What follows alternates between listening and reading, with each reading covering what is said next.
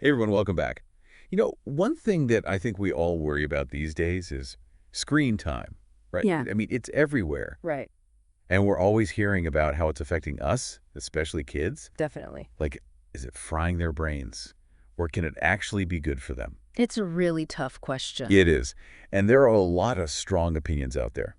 But I'm really excited about the deep dive we're doing today because it tackles this question head on. Yeah, this is a really interesting study. It's called The Impact of Digital Media on Children's Intelligence While Controlling for Genetic Differences in Cognition and Socioeconomic Background. Wow, that's a mouthful. It is a mouthful. Published in Scientific Reports. But even with that long title, I think it gets right to the heart of the issue. It really does. I mean, right there in the title, they're acknowledging that it's not just about screen time. Exactly. Like, there's so much more going on. Genetics, socioeconomic background, all of that plays a role. Okay, so before we get into the findings, can you break down what makes this study so unique? Sure. So a lot of studies on screen time, they kind of make this assumption that everyone's starting from the same place. Right, like a blank slate. Exactly. But we know that's not true. No, not at all. Kids come from different backgrounds, they have different genes, different life experiences, and this study, they actually took that into account. So how did they do that? Do they, separate the kids into groups based on their backgrounds? They did something even cooler. They used these things called polygenic scores. Polygenic scores. Yeah, it sounds complicated. But basically, it's a way to look at someone's DNA and get a sense of their genetic predisposition for certain traits, in this case, intelligence. Okay, so they're looking at the genes that might be related to intelligence. Exactly. Yeah. But here's the important part. They're not saying that genes are destiny. Right. Yeah. It's more like your genes provide a blueprint, and then your environment, your experiences, like how much screen time you have, can influence how that blueprint is expressed. Okay, so it's nature and nurture both playing a role. Exactly. And by including these polygenic scores, along with socioeconomic factors, this study gives us a much more nuanced and accurate picture of how screen time might be affecting cognitive development. It sounds like it. Okay. So I have to ask, what did they find? Well, get ready for a surprise, because it might not be what you expect. This study found that kids who played more video games actually showed greater gains in intelligence over the 2 years of the study. Really? That's so interesting. See, I always hear those warnings about screens rotting your brain. Right. It's kind of counterintuitive, isn't it? It is. So how do they explain that? Well, think about what's involved in playing a lot of video games. Problem solving, strategy, quick thinking. Yeah, you're totally engaged. Right. And those are all things that can actually exercise your brain. It's like a mental workout. Exactly. And there's a growing body of research showing that these kinds of cognitive benefits from gaming are real. It's not just about getting better at the games themselves. So are you saying my gaming habit isn't so bad after all? We might need another deep dive on that one. But it does challenge the idea that all screen time is created equal. That's fascinating. Okay. But what about other ways kids use screens, like watching videos or scrolling through social media? Did this study look at those too? They did, yeah, and that's where things get even more interesting, I think, because they found that watching TV and online videos was actually also positively associated with intelligence gains. Wait, really? Yeah. Huh. I always thought vegging out in front of the TV, that was like the opposite of stimulating your brain. Right. This is making me rethink everything. Yeah, it's funny how, our assumptions don't always line up with what the research actually shows. That's true. But, the researchers, they have a theory about this, and I think it makes a lot of sense. Okay, I'm all ears. So they think it might have to do with the shift in the type of content that kids have access to these days and how they're engaging with it. Okay.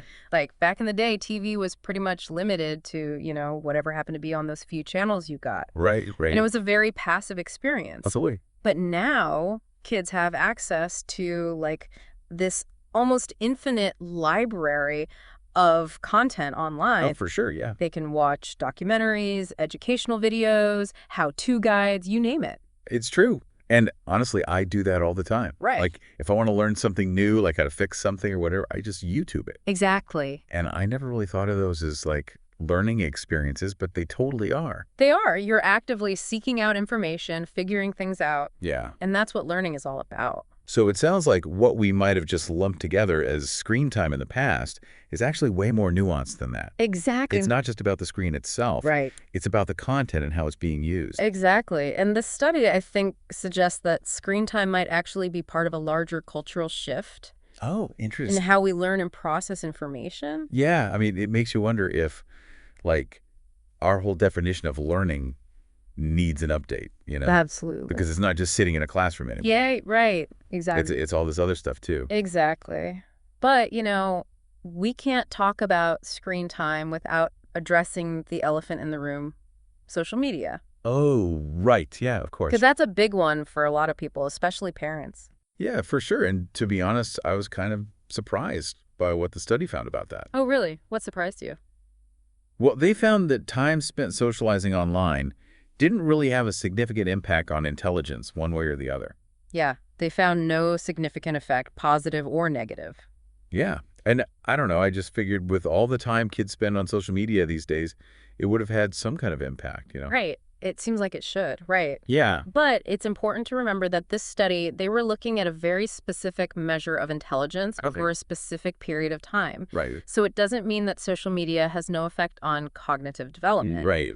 Just that they didn't find a clear link to this particular measure of intelligence. Okay. That makes sense. And plus, social media is such a moving target. Oh, totally. Yeah. What we think of as social media today could be totally different in a couple of years. For sure. So it's really hard to draw any definitive conclusions about its long-term effects.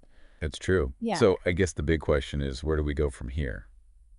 Yeah, I mean, if it's not as simple as screen time is bad or screen time is good, Right. then what are we supposed to do, It's tough, right? It is tough, especially for parents who are, trying to do what's best for their kids. Yeah.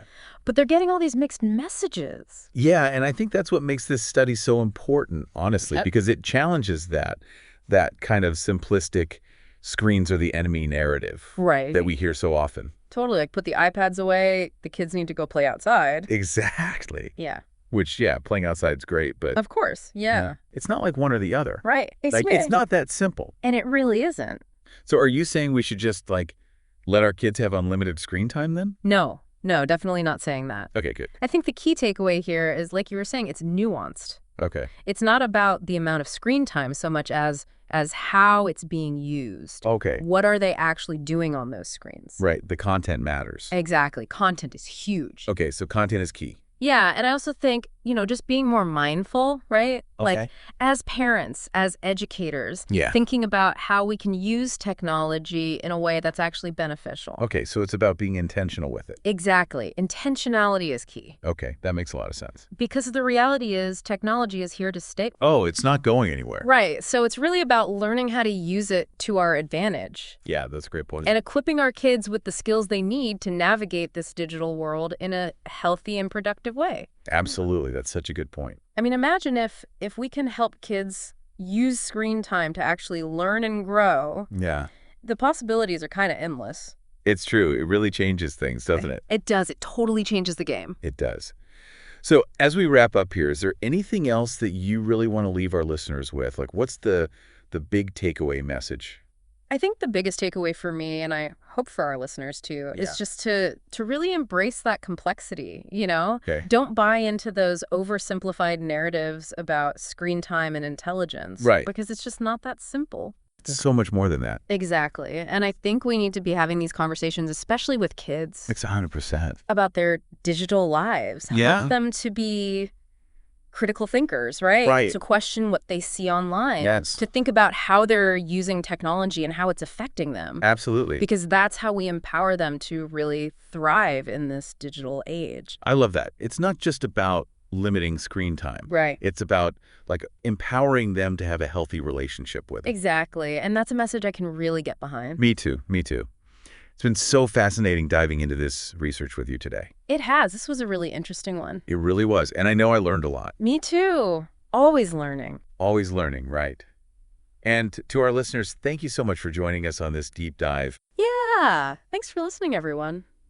We hope it's given you a lot to think about and maybe even spark some interesting conversations around your own dinner tables. Remember to like this video, leave a comment, and subscribe to the Daniel David Allen YouTube channel where RoboCast is posted every weekday. Until next time, stay curious and keep exploring.